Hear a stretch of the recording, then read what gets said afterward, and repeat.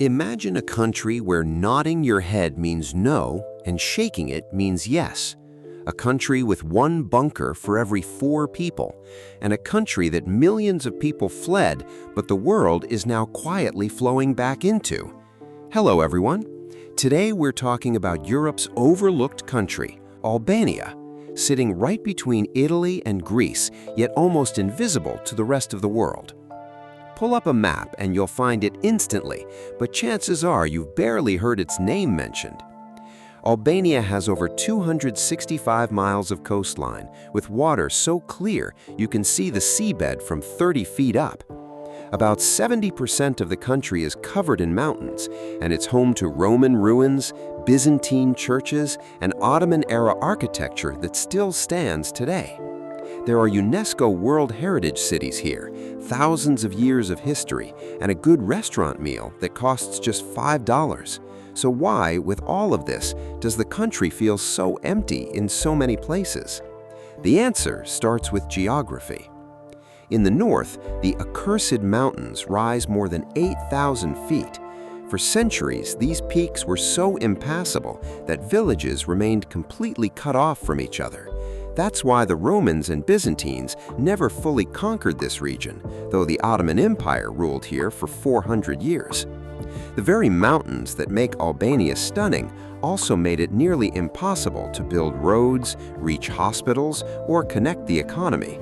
The result, people slowly left the mountain villages for the cities, and eventually for other countries entirely. In 1944, a dictator named Enver Hoxha came to power, and for the next 4 decades, he sealed Albania off from the world almost completely. He broke ties with Yugoslavia, the Soviet Union, and finally China. Foreign travel was illegal, Western books and music were banned, and religion was outlawed entirely, making Albania the world's first officially atheist state. Terrified of an invasion that never came, Hoxha built over 170,000 concrete bunkers across the country, roughly 1 for every 4 citizens. Not a single one was ever used in combat. When Hoxha died in 1985 and communism collapsed in 1990, the economy imploded. After decades of isolation, the country had no functioning market system, no private property rights, and no experience with the outside world. When the borders finally opened in 1991, hundreds of thousands of Albanians stormed ships at the port of Durrës to reach Italy, images that remain some of the most iconic in modern European history. The exodus continued into the 2000s, with people leaving for Italy, Greece, Germany, the UK, and the US. Today, Albania's population is around 2.8 million, while an estimated 1.4 to 1.7 million Albanians live abroad, roughly 1 Albanian abroad for every 2 still at home. But here's where the story takes a turn. The very things that once pushed people out are now pulling foreigners in.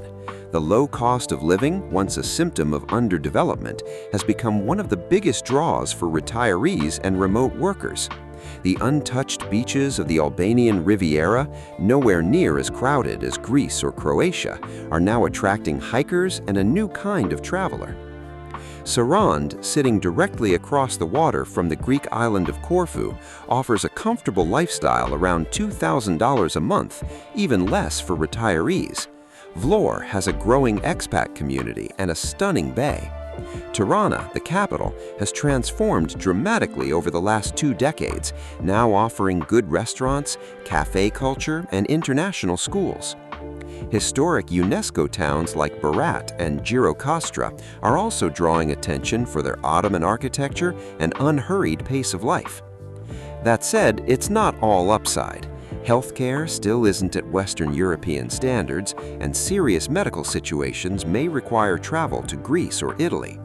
Albanian is a linguistically isolated language with no close relatives, making it genuinely hard to learn.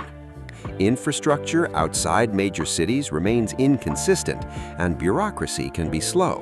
But for people looking for something different, these aren't deal breakers. They're part of the appeal. Today, those same 170,000 bunkers, once symbols of paranoia, have been turned into art galleries, cafes, wine cellars, and even a museum called Bunk Art, where visitors explore the country's communist-era history. Some beachside bunkers have become brightly painted bars, while others in the mountains still serve their original purpose, shelter, just from storms instead of invasions. A few fascinating facts. Albanian is one of Europe's oldest languages, a sole surviving descendant of ancient Illyrian with no close relatives. During World War II, Albania was the only occupied European country to end the war with a larger Jewish population than it started with, thanks to a cultural code called Besa, meaning to keep one's promise. Mother Teresa, born Agnes Gonja Bogjic, was Albanian, and her face appears on the 100 lek banknote. Religion was banned entirely until 1990, yet today Albania is considered one of Europe's most religiously tolerant societies.